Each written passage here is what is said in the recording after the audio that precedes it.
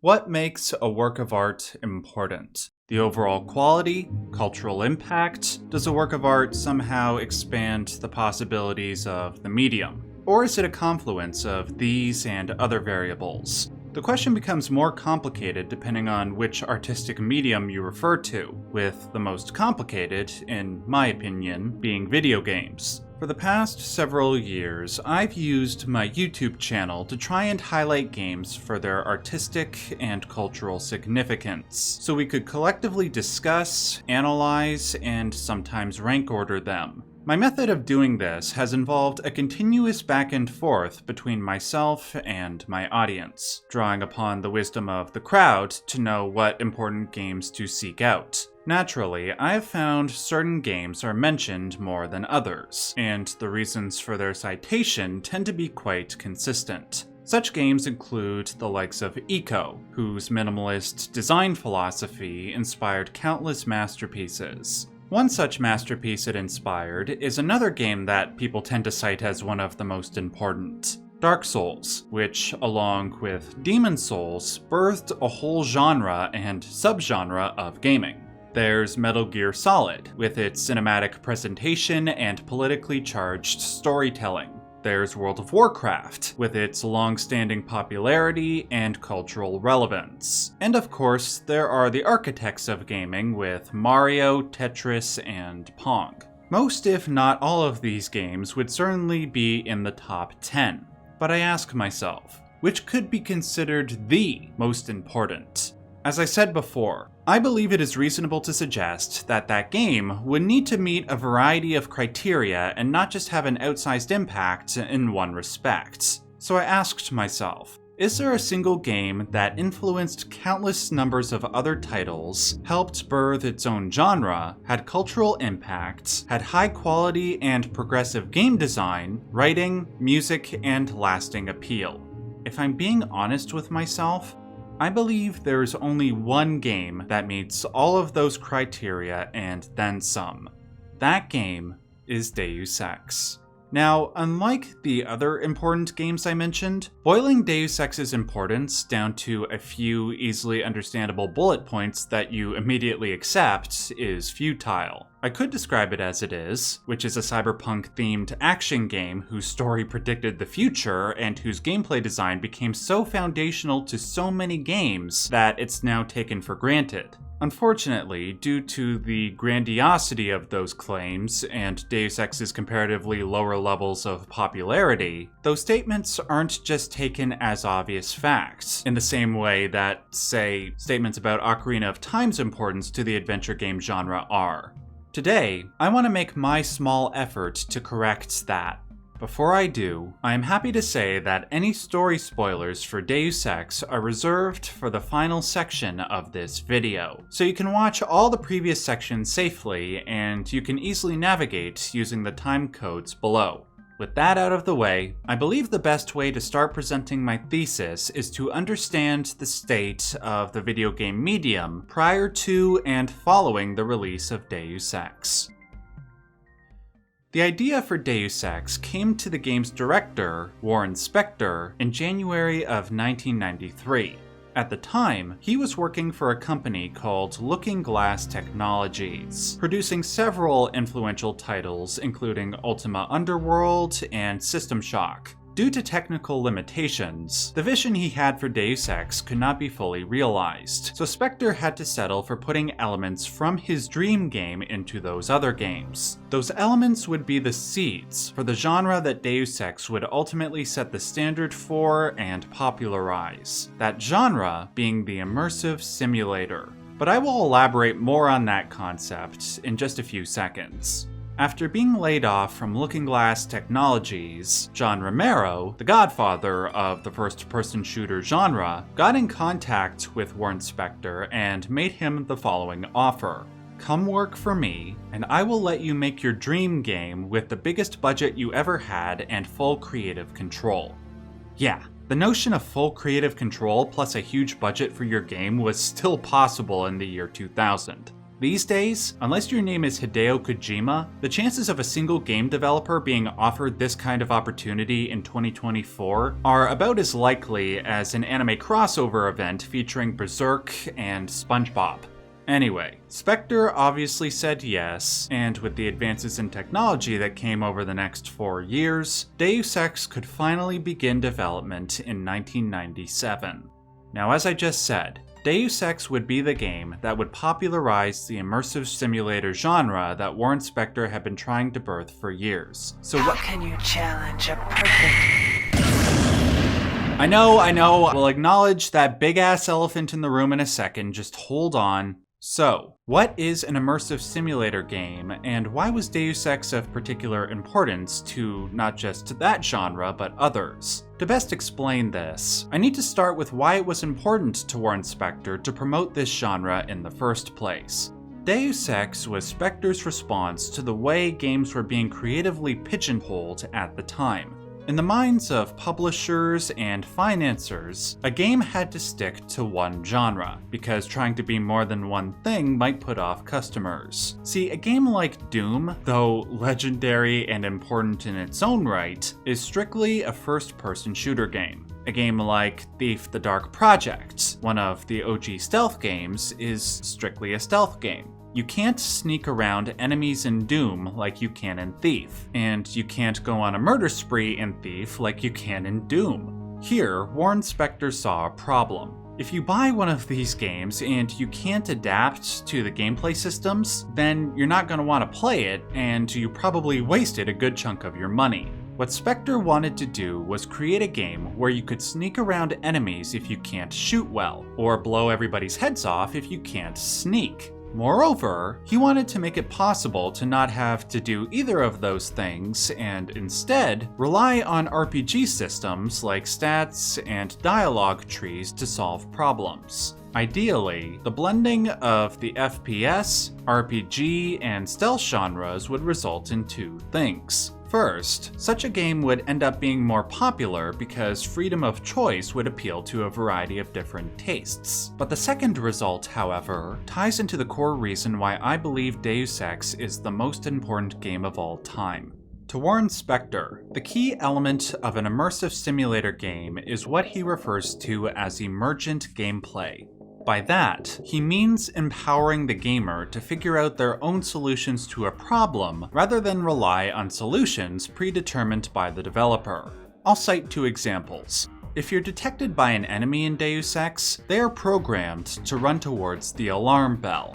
What a cunning player could do is place a gas mine on the alarm, so that if the guard tries to trigger it, the gas mine goes off and knocks the guard out. That's not something that the game tells you to do, but it's something that the game's systems not only allow you to do, but encourage you to do, to hone your creativity. A more extreme example is to use mines that you stick to a wall to create a makeshift ladder. If you do this in the level where you go to Hong Kong, you can use it to climb into a blocked-off headquarters, entirely bypassing a huge chunk of the game. Though these types of emergent solutions probably don't seem all that amazing nowadays, you have to understand that a game allowing you to do this was largely novel at the time. And as I said before, it helped make gameplay that maximizes player freedom and expression so popular. But before I conclude that line of thought, let's address that aforementioned elephant in the room. Obviously, System Shock 2 is also very important, iconic, and instrumental in the foundation of immersive simulators. Like Deus Ex, it also blends genres and multiple different playstyles into something that feels, in many ways, as sublime to play today as it did in 1999. Nonetheless, I do believe it is second to Deus Ex in terms of importance to the immersive simulator genre and its overall impact on the gaming medium. I say this for a couple of reasons. First, it lacked the refinement of Deus Ex's systems. To quote Rick Lane of PCGamer.com, if System Shock 2 is a subversion of immersive sims, then Deus Ex is a culmination of the concept. It's the same reason why, say, Grand Theft Auto 3 is treated as one of the most important games ever made, because of its approach to open-world game design, even though there were many important open-world games that preceded it, like Shenmue. Second, the game didn't sell as well as Deus Ex did, which is important when it comes to popularizing genres and the way game design is approached. One thing that game publishers and financiers were correct about prior to Deus Ex's release is that immersive sim games like Ultima and the System Shock series didn't sell nearly as well as games that were mostly scripted, linear, and focused in on one genre. It was Deus Ex's sales that were able to stand toe-to-toe with heavyweights of the time like Diablo 2 and The Sims, even if it was ultimately not as successful. Thankfully though, Deus Ex walked so other games could run. As I said near the beginning, Deus Ex was so fundamental in helping to popularize emergent gameplay and freedom in game design that we now treat it as an obvious inclusion rather than a feature. To paraphrase Thomas Bieri, formerly of Polygon, the DNA of Deus Ex's design ethos was taken and then infused into the likes of Bethesda's Fallout and Elder Scrolls games, games like BioShock, the spiritual successor to the System Shock franchise, the Witcher series, the Pathologic series, the Stalker series, and even more recent games like The Legend of Zelda Tears of the Kingdom. Most of these games are generally understood as some of the greatest games ever made. And a large reason why is because each of them are a synthesis of genres that maximize freedom and encourage creativity. And none of them would have been possible without Deus Ex setting the mechanical and quality standard. Yet, despite this progressive achievement in game design, I don't think it's unreasonable to argue that it is still second to the progressiveness and continued relevance of Deus Ex's story. The thing is, I would argue from a certain light, this is the most significant game ever made, and it's for none of the reasons I've discussed so far. I need to talk more about the story, because this is where I think most of the game industry doesn't realize what it has with this game. Deus Ex takes place in the year 2052. Society has been crumbling for decades, but the downturn has recently been accelerated due to the advent of a global pandemic, one referred to as the Grey Death. Though a vaccine has been produced, it is in very short supply, and has been allocated strictly to those who have been deemed vital to the social order. In other words, the rich and intellectual elite. Naturally, this birthed chaos amongst the lower classes and even produced some influential insurgency groups, one of which is called the National Secessionist Forces, or NSF. At the beginning of the game, the NSF have hijacked a shipment of the vaccine on Liberty Island, and it is our mission to stop them. You play as J.C. Denton, an augmented super soldier working for the United Nations Anti-Terrorist Coalition, or UNATCO, which is effectively this game's version of America's Homeland Security. Right when the game starts, we are thrown onto Liberty Island and tasked to deal with the terrorists however we please. Though Deus Ex's unique game design becomes immediately apparent within the first 3 minutes of the game, it is not as immediate in respect to the story. On the surface, it seems like a standard story for an action game where you fight terrorists in a dystopian world and try to advocate for strong, healthier government. However, Deus Ex's unique flavor starts to show once we apprehend and interrogate the terrorist leader of the NSF, who proceeds to say what is arguably one of the most based things in the history of gaming. For 100 years, there's been a conspiracy of plutocrats against ordinary people. Do you have a single fact to back that up? Number one, in 1945, corporations paid 50% of federal taxes. Now they pay about 5%. Number two, in 1900, 90% of Americans were self-employed. Now it's about 2%. So? It's called consolidation. Strengthen governments and corporations, weaken individuals. With taxes, this can be done imperceptibly over time. this game was made in the year 2000. Not only was everything this character said true back then, it's become exceedingly more true in the past 25 years. Granted, there is the slight exception in terms of self-employment. After all, as more corporations invest in AI and automation and refuse to pay higher wages to keep up with inflation, more people are going to turn to self-employment. But often that's not much better because stuff like freelance work often pays less and comes with fewer benefits than corporate jobs. But everything else is true. Though the corporate tax rate might seem high on paper, the effective corporate tax, that being the tax rate after all the legal loopholes, has been on a downward decline for decades. This has caused greater disparity in income between corporations and individuals, as real wages, adjusted for inflation, have remained relatively the same for years, while stock portfolios for society's wealthiest have continued to exacerbate, especially in the last few years, what with the COVID pandemic. Hearing this kind of thing in a video game back in 2000 must have felt truly revolutionary. Now sure, this wasn't the first time that socio-political themes were inserted into a video game. The most obvious example is probably Metal Gear Solid 1, which was released 2 years prior. But there is a key difference here, and it relates back to what I said makes Deus Ex's gameplay so special. Just as the gameplay is structured to encourage the gamer to think for themselves and seek out their own solutions, the story is structured in the same way. For example, the clip that I just played for you from the terrorist leader is one that you can easily miss if you're not interested in exhausting a character's dialogue, or if you're more interested in gunning down terrorists, quote unquote. This is something that remains true for the vast majority of Deus Ex's best socio-political commentary. Most of the time, it's not spoon-fed to you through a linear narrative like it is in Metal Gear Solid, but you have to want to seek it out by talking to as many NPCs as you can. I cannot understate how bold it was to do this, because honestly, some of these optional conversations that you can have with the NPCs feature some of the most insightful philosophy that you will ever witness in the gaming medium. Philosophy that is as enlightening as it is terrifyingly applicable to our modern political and moral landscape.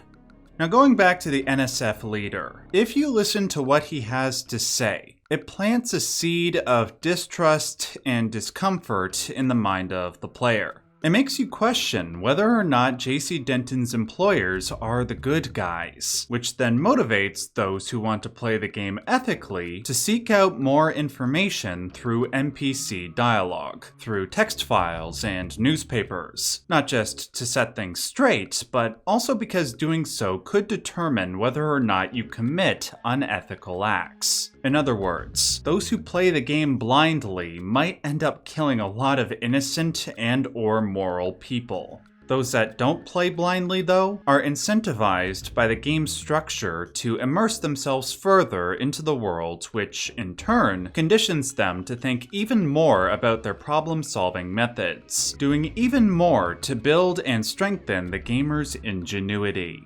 But as I hinted at before with the terrorist leader's dialogue, this conditioning is not limited to how you play the game or experience its story. It conditions you to apply this type of critical thinking in real life.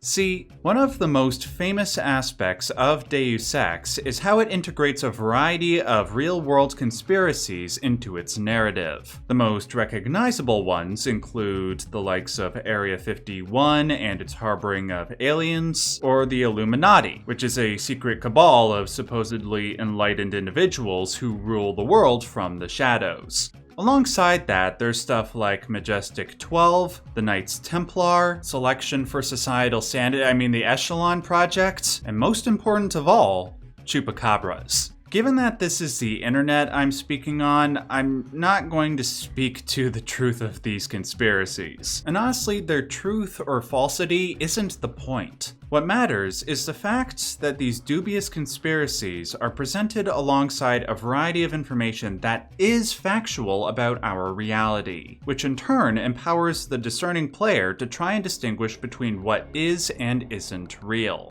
If you can do that, you will eventually conclude, as I did, that this game had the greatest intuition of where our society was and where it was going than any game released at the time or in the past 25 years. Yes, even more than Metal Gear Solid 2, which, by the way, is my favorite game of all time. Now, to conclude this video, I want to hone in on a couple of case studies regarding not only how Deus Ex predicted the future, but might also accurately predict where humanity might still be headed. The first prediction is what the lead writer for Deus Ex, Sheldon Picotti, believes was the most accurate: how terrorism would impact Western society in the 21st century. Now, this is a good example of where to distinguish between what is real and what is not. Of all the lit memes that Deus Ex has given us, I'm not gonna stand here and listen to you badmouth the greatest democracy the world has ever known. the one it's probably most famous for is one that I find personally frustrating. At the beginning of the game, if you look out at the New York skyline, you will notice that the World Trade Center towers aren't there, which initially is a pretty chilling curiosity, given that the game released over a year before the 9/11 terrorist attacks. A lot of people then extrapolated from this that Deus Ex predicted 9/11. The reality, however, is that the towers weren't included because the game's engine couldn't allow textures of a certain size, meaning that if the towers were there, they might have been clipped in half. So they were just taken out. While admittedly the occurrence of something spooky like this does give Deus Ex more of a numinous, alluring quality, what frustrates me is that it turns the attention away from the stuff that the game actually did predict about terrorism. Take the establishment of UNATCO, which I said a few minutes ago was this game's version of Homeland Security. That happened after a terrorist attack on the Statue of Liberty. Homeland Security was established in response to the 9/11 attacks, and both events were used as an impetus for the government to erode civil liberties. In case you forgot, 9/11 ushered in the Patriot Act, which led to widespread surveillance of the American public through electronics and other means. In Deus Ex, the terrorist attack on the Statue of Liberty led to the United Nations surveillance program known as Echelon, based on the real-life Echelon project, attested to by British journalist Duncan Campbell and later confirmed by Edward Snowden. Though it's not as initially spooky as the missing Twin Towers, seeing the plot of Deus Ex unfold in real life was almost definitely more frightening for people who played Deus Ex back in 2000. Unfortunately, or maybe fortunately for myself, I didn't play the game back then, and even if I did, my 6-year-old brain probably wouldn't have comprehended what was going on. Thus, the world's collective transition towards fighting terrorism wasn't something that I, or the generations after me, could properly feel the impacts of. That said, I can empathize, because there is one prediction that this game made that I not only lived through, but continue to live through, and that continues to get worse with each passing day. To effectively explain what that prediction is, I need to reinvoke the aforementioned Metal Gear Solid 2, for it shares many uncanny parallels with Deus Ex's story. At the end of that game, a villainous AI lays out in uncomfortably compelling detail why it should control what people read on the internet. In short, human beings are generally so wedded to their biases and unwilling to seek truth that they will uncritically accept information that confirms their pre-existing worldview. Though obviously this is an age-old problem, it became exponentially worse with the advent of the internet and social media. With a continuous tsunami of uncontrolled, incomplete, and often outright false information swamping internet users on the daily, the likelihood of societal degradation becomes unavoidable. Thus, the villainous AI determines humanity is no longer capable of thinking for themselves, and require an overlord to control what information they see, at the expense of their freedom. I have famously dubbed this moment the most profound moment in gaming history, due to this game's prescient commentary on the matter back in 2001.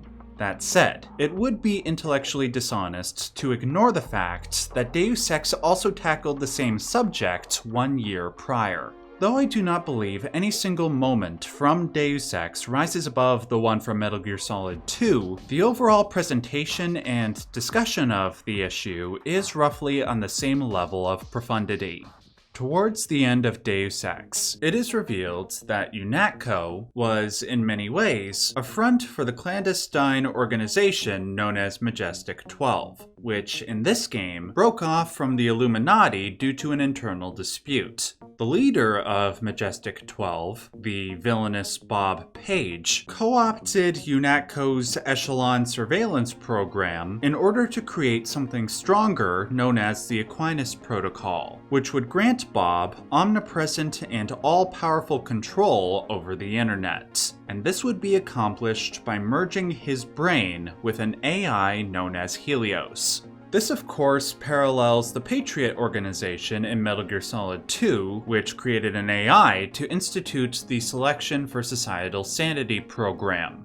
At one point, J.C. Denton has the option to converse with the prototype AI that served as the basis for Helios, an AI known as Morpheus. When Morpheus lays out its case for an internet surveillance and curation program, JC retaliates, saying that it underestimates humanity's love of freedom, that they would never want to submit to an AI overlord that controls what information they see and that peers at them through the cameras in their electronic devices. Morpheus rebuts by saying that the evidence points to the opposite, and his primary argument is the concept of God. The need to be observed and understood is one satisfied by God. Now, we can implement the same functionality with data mining algorithms. The human organism always worships. First, it was the gods. Then, it was fate, the observation and judgment of others.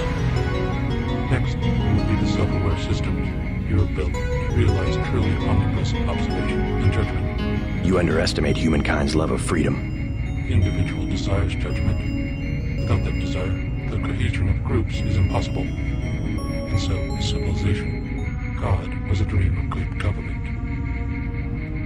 You will soon have your God, and you will make it with your own hands.